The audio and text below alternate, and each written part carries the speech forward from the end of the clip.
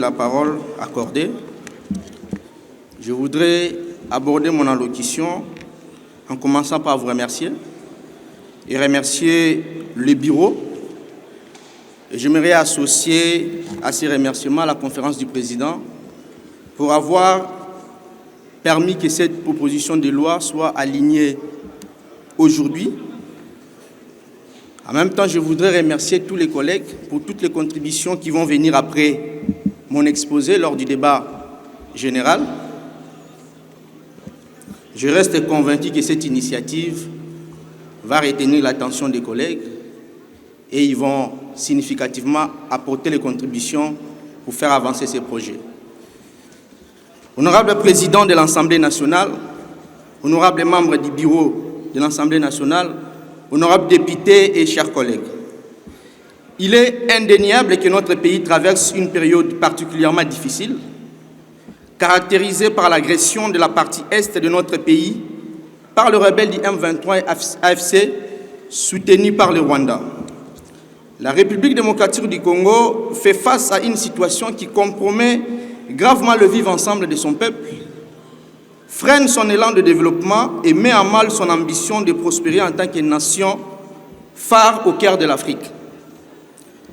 Nonobstant cet état des choses, la volonté ferme du chef de l'État, son Excellence Félix Antoine Tshisekedi Tshilombo, de ramener la paix à tout prix et par tous les moyens, volonté soutenue à ce jour par toutes les institutions de la République, dont l'Assemblée nationale, et portée par le peuple congolais dans son ensemble, constitue un gage d'espoir pour un lendemain victorieux et un avenir meilleur. Dans cet espoir, nous puisons le courage, conformément aux missions reconnues à notre institution, de présenter à ce jour l'économie générale de notre proposition de loi, participant ainsi non seulement à l'amélioration d'un des secteurs les plus sollicités de la vie communautaire, mais aussi permettre aux uns et aux autres de prendre conscience de l'intérêt particulier et des opportunités que présente le secteur de l'habitat dans notre pays. Ils ont des prérogatives qui me sont reconnues par les dispositions pertinentes de l'article 100 de notre Constitution et des articles 151, 152 et 154 de notre règlement intérieur. J'avais décidé au mois de septembre 2024 de déposer au bureau de l'Assemblée nationale la proposition de loi modifiant et complétant la loi numéro 15/025 du 31 décembre 2015 relative au baux à loyer non professionnel. Appelé à décliner devant la représentation nationale l'économie générale de ces textes de loi soumis à l'examen, en application des dispositions des alinéas 1er et 2 de l'article 158 de notre règlement intérieur, c'est pour moi un immense honneur de se soumettre à cette double exigence à la fois réglementaire et pédagogique. En 2015, au vu de l'évolution des défis sociaux intrinsèquement liés aux conjonctures politiques, économiques, sociales, culturelles et sécuritaires, il avait plu aux législateurs congolais de doter la République démocratique du Congo d'un instrument juridique censé encadrer, voire réguler les relations entre bailleurs et preneurs. Au fil du temps, soit 10 ans après l'entrée en vigueur de la loi du 31 décembre, dont question ces jours, les mutations sociales, économiques et juridiques que la RDC connaît rendent aujourd'hui nécessaire une actualisation et une modification substantielle de certaines de ces dispositions. Honorable président de l'Assemblée nationale, honorables membres du bureau, honorables députés et très chers collègues, l'urbanisation sauvage et accélérée, les loyers exorbitants, la prolifération d'acteurs non régulés, la dollarisation systémique du marché locatif alors que le pouvoir d'achat des Congolais est mis à rythme par la volatilité monétaire, les expulsions sommaires des locataires, les pratiques informelles et les litiges récurrents, les cautions excessives, les hausses incontrôlées des loyers, l'absence de contrats formels témoignent aujourd'hui que le cadre légal actuel ne protège plus adéquatement les droits fondamentaux des parties. Face à ces défis, la présente proposition de loi a pour but de renforcer la sécurité juridique et contractuelle tout en intégrant des mécanismes modernes adaptés aux réalités actuelles du secteur immobilier. Elle vise notamment à assurer que les loyers et les frais y afférents sont fixés et payés exclusivement en francs congolais, conformément au décret numéro 004/2001 relatif au régime des opérations en monnaie nationale et étrangère, mais aussi conformément à l'article 8 alinéa 2 de la réglementation d'échange de la République démocratique du Congo de 2014, tel que modifié en 2018, pour ainsi renforcer la stabilité monétaire tout en protégeant équitablement le bailleur et le preneur et ainsi contribuer au processus de dédollarisation de l'économie congolaise. L'article 48 de la Constitution de notre pays fait du droit à un logement décent une promesse républicaine et une priorité nationale. Aujourd'hui, honorables députés, nous avons le devoir de les concrétiser par un cadre juridique mieux adapté, plus protecteur et favorable à tous et à tous. De ce fait, sur les 49 articles que compte la loi, 20 articles ont subi des modifications, à savoir les articles 2, 3, 4, 5, 7, 11, 13, 14, 17, 18, 20, 21, 27, 29, 34, 39, 41, 42 et 43. Et 5 articles supplémentaires ont été ajoutés, dont les articles 3 bis, article 11 bis, article 21 bis, 21 ter et 27 bis. Un nouveau chapitre relatif au changement de propriétaire en cours de bail a également été inséré et le chapitre initialement consacré au règlement des différends a été déplacé pour consacrer un chapitre à la police d'habitat afin d'anticiper des éventuels conflits.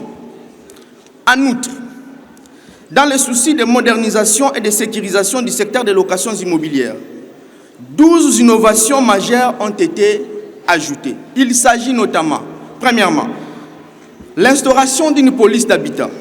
2. La fixation et le paiement des loyers en francs congolais. 3. L'instauration du permis de bail. 4. Le plafonnement et les modalités de réajustement du loyer. 5.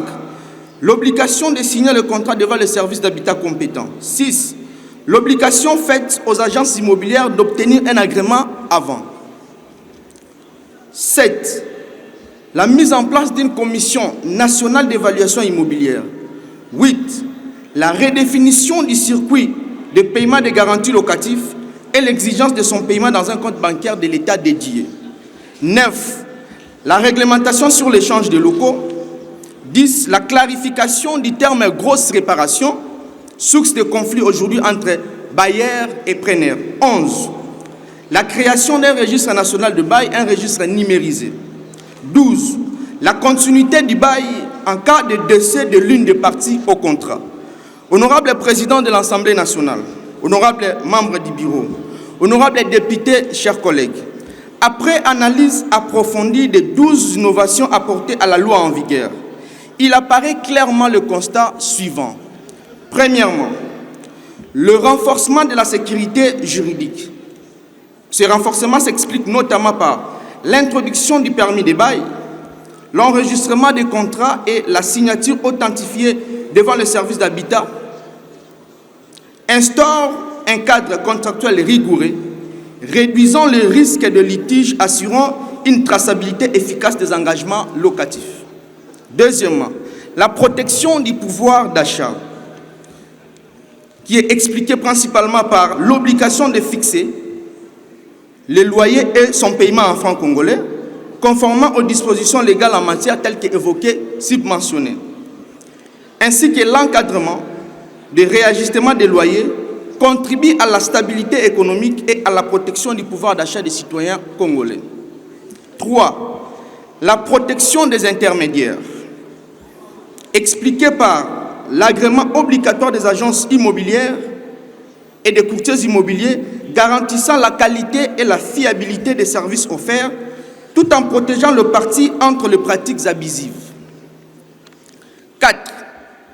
la protection des droits des parties, les dispositions relatives au maintien automatique du bail en cas de décès, à la réglementation de l'échange des locaux, ainsi qu'à la gestion de la garantie locative via un compte bancaire dédié, assure une continuité contractuelle et une protection équitable des intérêts de chaque partie. 5. Et enfin, renforcement de mécanismes de contrôle.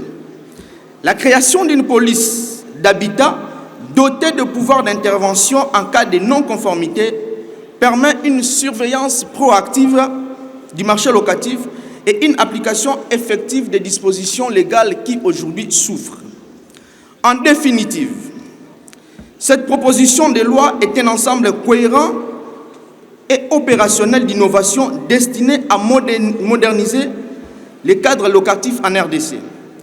Elle protège les intérêts du bailleur, du preneur et de l'État en garantissant un environnement contractuel stable et en inscrivant l'ensemble des opérations dans notre monnaie nationale.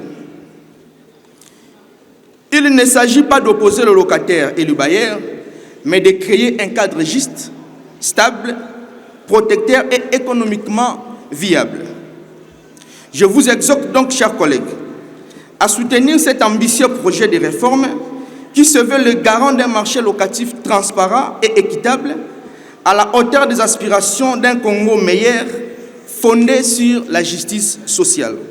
Car il ne s'agit pas simplement de réviser un texte de loi, mais de bâtir une vision d'un Congo où le logement n'est plus une source d'injustice, mais plutôt un pilier de la dignité humaine.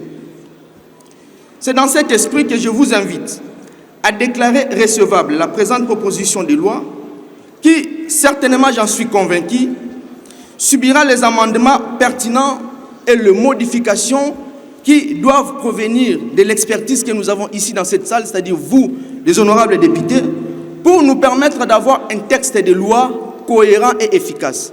Sans oublier qu'un texte de loi qui quitte l'Assemblée nationale, il n'est plus l'œuvre de son auteur, mais il est l'œuvre de l'ensemble des députés nationaux. Ça veut dire une loi que nous votons ici, si elle sera critiquée après cette salle, c'est nous tous qui nous serons critiqués. Et si elle sera appréciée, ça sera nous tous. Donc la responsabilité de ces textes de loi étant collectif, je reste disponible à tous les amendements venant de vous. Honorable président de l'Assemblée nationale, honorables membres du bureau, honorables députés et chers collègues, telle est l'économie générale de la présente proposition de loi et je vous remercie.